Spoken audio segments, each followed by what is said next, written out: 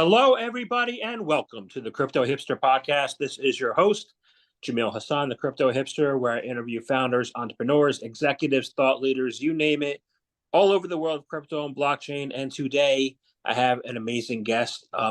Her name is probably one of the easiest names I've had to say on this show. And it was a true delight to have the CEO of Switch Reward Card, Kathy Roberts. Kathy, welcome to the show. Thank you very much for having me. I'm delighted to be here. You're very welcome. So let's kick things off, and I'll ask you first. What is your background, and is it a logical background for what you're doing now? My background goes back a ways. It's not a logical background for what I'm doing now because I started working in 1971, and most people weren't born. But over time, my background ended in traditional banking, which I would say is not a logical place for a traditional banker to be in the crypto space or the blockchain space. So I think that is a non-traditional route. However, it has led us to operate in the most compliant ways that you can operate in a blockchain and in a card product. So I want to ask you about the card product. Switch Reward Card. What is it all about? And how did you get from Sears to crypto? Okay. Switch Reward Card, and you can read all about us at switchrewardcard.com. And that is a product that we started with, originally a debit card, and it's a traditional MasterCard or Visa. Our next project will be in a MasterCard or Visa in a prepaid card. Prepaid's a little different from a debit card. And in that space, you can go on our site. And right now we're running a special where you can pick up that NFT for the card. It will be ready at about 45 to 60 days about with our new vendor, which is a global vendor. It'll allow you two wallets when you come onto your Switch site, one for non-custodial and one for custodial. When I say non-custodial, whatever you put into that wallet, whether it be Bitcoin or your Switch token or other tokens, I don't know about it. And I can't ever see it. I can't get to it. I can't move it. When you look in your custodial wallet, moving things from your non-custodial wallet or from your bank to your prepaid card will come from your custodial wallet. And that's where we have other partners that help you spend on that MasterCard or Visa. And it's a prepaid kind of vehicle. How did I get from Sears to what I do today? Again, it's a long story, but after school, when I was a teenager, I went down and applied for a Christmas job. And I was in high school, and after Christmas, I kept getting a schedule, so I kept showing up. But at some point, about a year later, they asked me to work in the HR department. So I was the girl that would interview you and determine whether you got a second interview to get a job at my local store in Tacoma, Washington. From there, I entered college like everybody else. And then a couple of years into college, somebody asked me to go to another store in Seattle and run the HR office there. And I did HR for a good amount of my career. But when I saw the payroll of the guys who ran the place, the store managers, et cetera, I'm like, I want to be one of those guys. And I went into customer service and into credit. And in 1983, I want to say, the store managers went to a meeting every year. And I said, how are we doing? And they said, oh, we're doing great. They already owned Allstate. They had created that to insure their products. But at that point, Sears had purchased Coldwell Banker. They purchased Gene Witter. They had a mortgage company. They had Sears Savings Bank. They were a large conglomerate. They were also unknown to most people to be probably the third largest lender in the nation. And they did that state by state, and nobody really knew. After the car manufacturers and dealers, Sears was one of the largest lenders. So a project was started that said, what do we already do well today that we can do again? And that's how the Discover card came on the marketplace, because Sears was looking at things they already knew how to do, which was credit. And so they said, well, why don't we have a Visa or MasterCard? And they did go to Visa and MasterCard, and there were bylaws against American Express and bylaws against Sears because of the Sears locations. They just thought Sears would become a bank and would be too much competition for other people and be too convenient for people to go in and bank there. So they went to Delaware, they purchased a bank, and Discover Card was born in 1985. And in 1986, they company asked me to move to Chicago. And I went to Chicago and helped with the startup of Discover. And we were all called Donners, the Dawn of Discover, that commercial from the Super Bowl that year. Great. Wow, I did not know that Sears that's something I learned new today, just now. Uh, Um, yeah, it's people. It was a large conglomerate at its time. Now it's since gone by the wayside, and I do remember the days when it was split up, and it was the investors, the California Teachers Union, suggested that splitting the company up, which at that point was, I think Morgan Stanley had they discarded the Dean Witter name because Dean Witter purchased Morgan Stanley. A lot of people think that Morgan Stanley purchased Dean Witter and got rid of that name. Well, it's Dean Witter purchased Morgan Stanley, and they discarded the Dean Witter name. So at that point, Sears owned Morgan Stanley, and we, as a financial institution, rolled up to Morgan Stanley. And that's thus my visits to New York and Connecticut at that time from Delaware. I always wondered what happened to Dean Witter. Wow. Yeah. Yeah, it was a grand name, but when they made the deal to purchase Morgan Stanley, that's what went away. Got it. Okay, good to know. I also wonder what happened to E.F. Hutton. The I, commercial. I I don't know about that one. Okay. I don't remember. At one point, there was so much consolidation in the markets. I thought, gee, there's only going to be one bank, one airline, and one bus company if we keep going. But the cycles go, and it's come and gone. Okay. I have a question about because you're in the payment space, and I have a question. A lot of people, in crypto, and I want to get into the future of crypto, but I want to transition it by this question. Um, a lot of people who do payments in crypto want to remove the middleman, want to remove the MasterCard and the Visa, and they don't want to have that 3%. They want to have instant finality without doing that percentage, payment to those companies.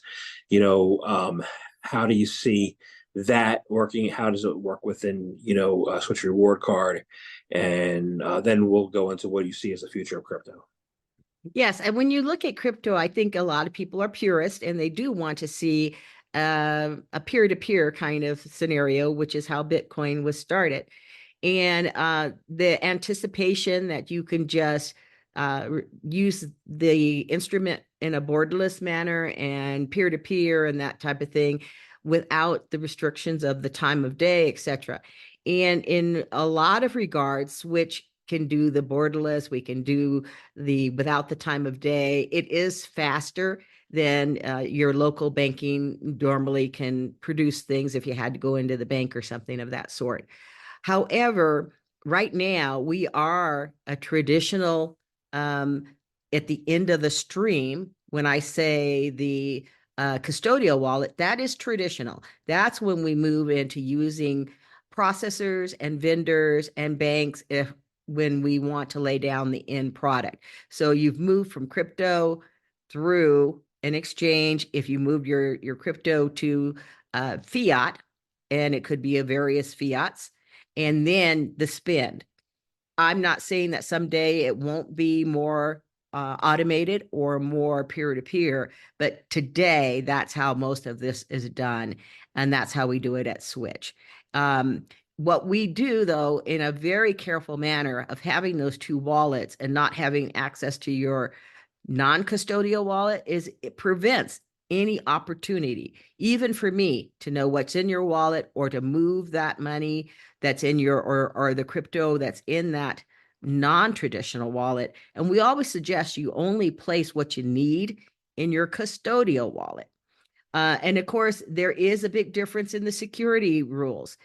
Things that you put into that those wallets, you do have your seed phrases and those kinds of things to keep it secure, and it is up to you on the security more than if you were using a traditional vehicle like a credit card or something of that sort. So there are responsibilities in the crypto space that are a little different than in the traditional space. But we see the value of people moving from one to the traditional use, because utility, utility, utility. You got to be able to use whatever it is.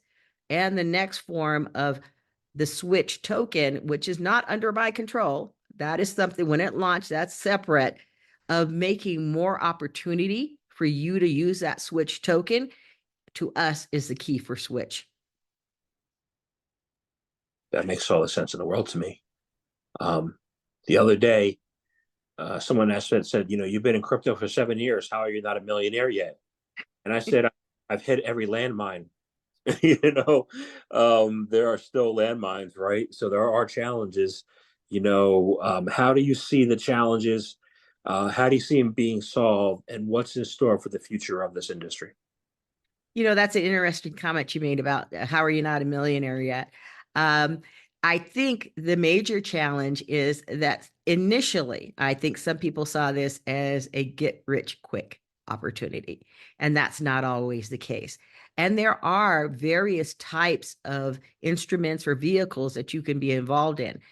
Some of it is purely hype. And if you do your own research, we say that a lot at Switch, is before you make a decision to purchase anything, whether I have a hard time even buying clothing or shoes online because I need to try them on.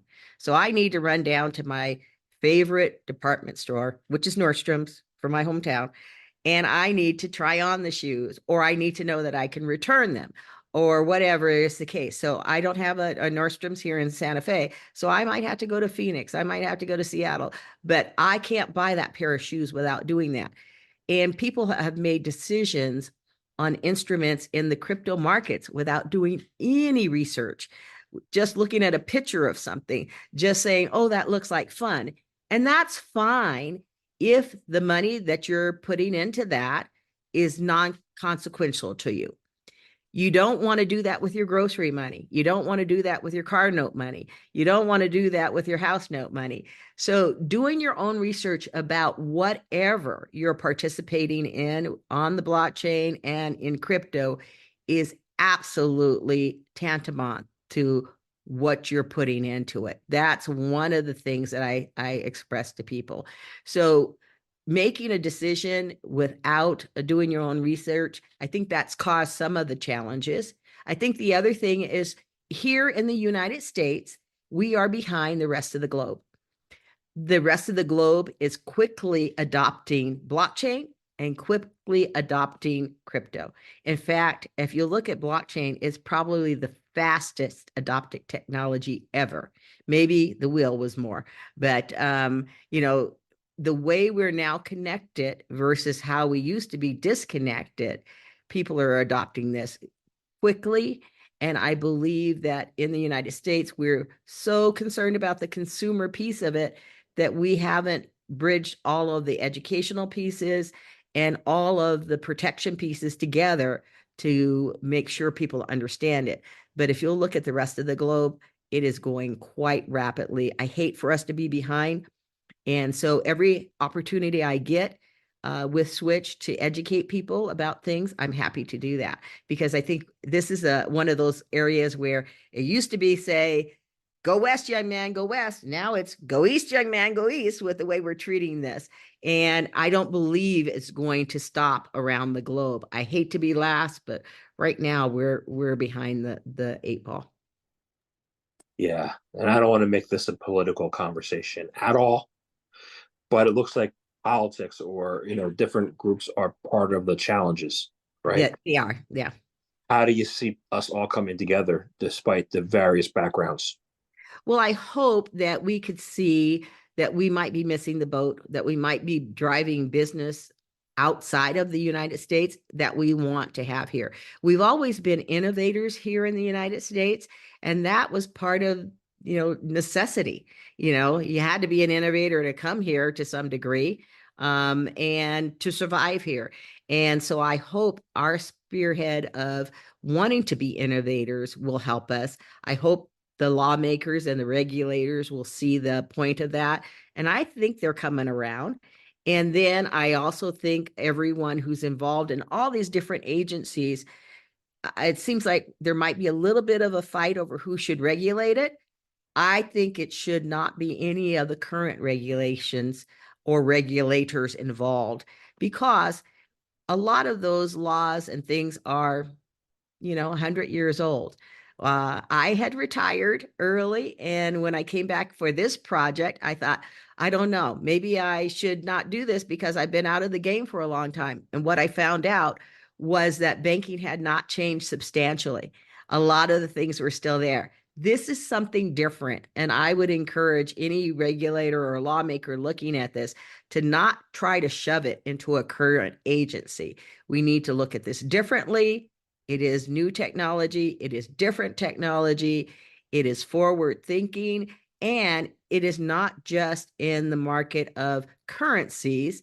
It could be that when you're looking at the blockchain, there are people who need help, at least in third world countries, and defining even their property lines, that they don't have ways to do that. There are governments adopting these things for this type of thing. So I would encourage everyone to look at this in a little different regard than just shoving it into one of the current agencies. I agree with you 100%.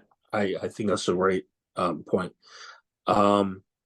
So I want to get the lay of the land on the crypto payment sector. Crypto has a lot of different sectors. One's meme coins. That's for gambling, for people who want to do that. Not me. There are different. There's DPN. There's all kinds of stuff. But as far as payments, it seemed to be last to catch on for some reason. But I don't know if it's overcrowded now or not crowded enough. What do you see the lay of the land as? And then I'll switch gears after that. Great. There are a lot of people jumping into the payment sector. And again, it's a little bit more difficult inside the United States. And every government has a different opinion about how payments should be run. Who would have ever thought that today we would be talking about India having the largest population in the world versus China? And so if you look at India, you'll find some very forward payment vehicles in India that we don't have here in the United States. And there are emerging populations all over the world that are looking at ways to make sure payments are secure and moving through. So I think it is very well populated. I don't think that everyone will survive, but it doesn't work that in any business. But when you look at things like the fact that Nigeria will move from number 55 in the world economy up to 35 in the next 10 years, payments and ways to get payments across is extremely important. It is extremely diverse. I think something like what we're doing at Switch is going to be one of those bellwethers or hallmarks of how people do things. And I do think that cryptocurrencies will also play a huge piece of that around the globe. Now, we're positioning ourselves with our next vendor to be able to ensure that that prepaid card, the way you set that down, whether it's on your phone or with a card, that it is a global product. And the way the partner vault that we're doing that with does it by having 3 vendors in the geographic area where you're at. So let's say, a few years ago, you would have looked at the UK and said, they don't believe in this. And now they're coming forward with London Rise and all these other things and being more forward thinking. So there'd be 3 providers, a international, and a local in each one of these areas that we're going to be serving in. And that's part of the reason I think this will be a huge success, because we've done the work and the background to get to a vendor that can do that in a global positioning. Awesome. I'm glad. It's interesting you mentioned Nigeria, because I think I looked on X this morning or yesterday, and I saw the rates of like children per household in the Western countries like the US and Europe, and then versus Africa, and ours is like a child and a half, and there's like four and a half per family. Mm-hmm. So they're really booming economically. With that boom, I want to find out. There's been opportunities for women in coding. I want to find out what you think about, if more can be done, how things have played out to date, and how you see women in coding improving going forward, and then that goes down to the family too, and generationally, what are your thoughts? Women in coding is fascinating to me, and I'm so far away from being a coder or even sometimes understanding all the technology. I work at that quite hard to ensure that I understand what's going on. Um, and when you talk about women in coding or women in any emerging economy or emerging kind of ventures, you often talk about very, very small numbers. But there are programs, and especially in the education categories, where they're encouraging girls to be into this space and into programming and into blockchain. In Utah, where we have our offices, there's a statewide program that encourages young women. And I always suggest to young women and young people in general to look at these evolving opportunities. It does seem to be something that you might think might be difficult. However, it, I grew up in a household where my father, I would say, if he said something like, I don't know how, we quit saying that.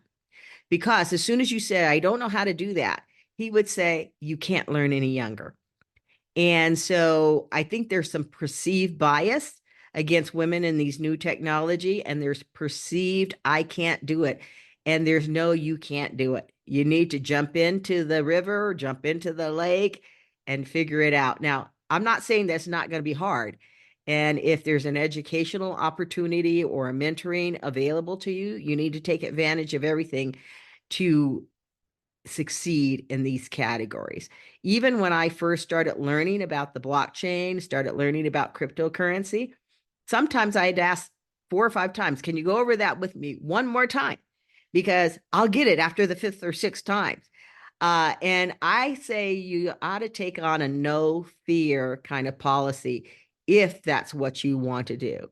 When you look at my career and what when I was in high school, I thought I'm going to be an airline pilot. I might as well be an airline pilot. There's no women doing that.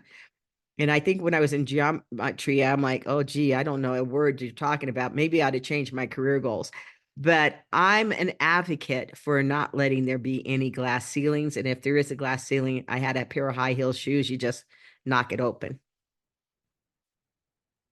I like it. I like knocking that ceiling open. That sounds good to me. You know, I was born in 1971. There you My earliest memory with my dad was being in the car and for like 2 hours while I was waiting to get gasoline. You know, There and was a lineup. That's right.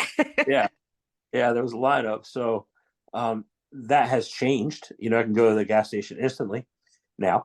But you've seen the role of women change, dramatically, right, throughout your career in the women in the workforce. How have the roles changed throughout the career from what it was, 53 years ago? Yeah, it's been a real dramatic change, and I can remember being promoted through the ranks at Sears, and I was helping somebody. I can't remember what the assignment was at a different store from where I worked, and the guy from the loading dock, I was a Sears executive, and the other woman I was working with a Sears executive, and he came around and said, "Hey, girls, the XYZ, I can't remember what he said." And the older woman turned around and said to me, "When will we not be girls?" However, I've been fortunate to work for companies that were really forward looking, whether it was about women, whether it was about minorities, etc., and look at the ability that you had to put something at the bottom of their profit level. It was all about how can we help everybody succeed. And over time, that has changed dramatically where you see a lot more women CEOs. You used to never see a woman CEO. I remember the earliest meetings that I would go to at Sears as an executive. Were in rooms that were smoke filled, and there might have been 50 men and one or two or three women. Now, there are not a labyrinth of female CEOs out there, but the opportunity is there. And over time, I think the way to get there has also changed. When I was coming up, they very clearly said, okay, if you want to do this, you might want to make a decision between your family and having a family, or having children, or getting married. And if you really want to shoot for the top, you won't have time for that. Well, a number of CEOs that I'd work for that were women, sometimes the man stayed home. Sometimes he took care of the children. So things have changed over time quite dramatically. Um, and I do believe that there is open space. It's still very hard. It's still, the top job is always takes up a lot of your day, a lot of your time, but people have learned how to work smarter than just working harder. Yeah, the roles are definitely reversed in my household. I'm the stay-at-home. So once my kids get home at 2:30, I'm on duty for the next 8 hours. There you go. So, so I want to, what advice would you give a young woman in 2024 who aspires to be CEO, somebody who's just coming out of grad school or college who wants to aspire to be at that top job? I think when you aspire to be at the top job, many times you have an idea of, I only want to look at this particular arena, or I only wanted to aspire to this particular job. And it could change over time. So I would say be open to the opportunities. I would say having those wonderful educations is a great big advantage for you. I didn't finish up college. I went to a few years of college, and Sears said, go over there and do that. And I went over there and did that. Over time, I've taken additional courses and that kind of thing. But remember, a lot of it is jumping into it and being the most prepared person in the room, no matter what. I would never, ever, ever, I would talk about going to my first board meeting at Discover Bank. I stayed up all night. I didn't get the book in time. And when I did get it, I stayed up all night and I read every jot and tittle of that board book.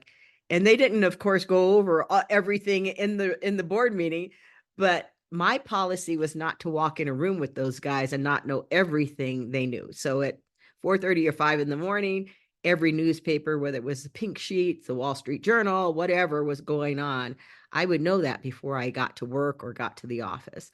I think it's important to be the most prepared person in the room, no matter what your gender is. I think that's really part of the game, because at the top job, even though you don't do every process, you are a responsible party. You are the responsible party.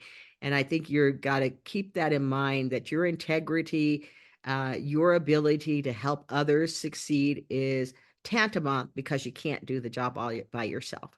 But jumping into the water, remember, I don't think Oprah had her degree, neither did Bill Gates. Warren Buffett started his businesses at what, 20 or something of that sort. Sometimes you don't have to know every single thing, but do not let that fear factor impede your progress. To be the most knowledgeable person in the room, no matter who's in the room. No matter who's in the room. I like it. It's great advice. I wish I had taken that when I was in corporate America. So It's tough. it's tough. Yeah, but that's how you do. Awesome. So, very cool. So I want to thank you very much for speaking with me today. I love talking to you. I do have one last question. I want to find out, how can people find out more information about you, about Switch Reward Card, about what you have coming up shortly, have become clients of yours, customers? How can they do that? Oh, I'd love to see any of you watch my LinkedIn, Kathleen Roberts, on LinkedIn. I'd love to see any of you go to Switch Reward Card, and it's Switch Reward. There's no S, and then card. There's no S. On our website.com, switchrewardcard.com. on there, you can sign up for the free wallets. We give away the wallets. There's no charge. Sometimes companies do charge for the wallets. And then also on there, you will find information about our software nodes that produce the switch token. And you will find a way to look at the products like the prepaid card or purchase of the node. You also can look at it, just type in Switch reward card on YouTube, and you'll see a lot of our educational or informational videos that we've made. There's a plethora of information about all the processes, all the products out there for Switch reward card. So I hope that you'll go on and take a look there. Awesome. Thank you very much for your time today. All right. Thank you. Have a great rest of your day.